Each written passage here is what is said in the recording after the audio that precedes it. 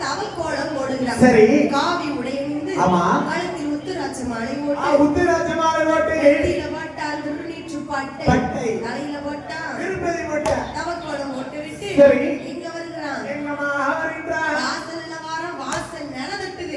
வாசல் நிலத்தட்டுது. அதான் சொல்லுவாங்க. என்ன எங்க வெளியில போனாலும் சகுனம் பார்த்து போங்க. நம்ம வெளியே போகும்போது சகுனம் பார்த்து போங்க. யாரும் குறுக்க வந்தீங்கன்னா அந்த பக்கம் போக கூடாது. ஆபத்து நடக்கும். ஆமா பெரியவங்க சொல்லுவாங்க. ஆனா வல்லருக்கு வரக்கூடிய நேரத்துல எப்படிப்பட்ட நேரம்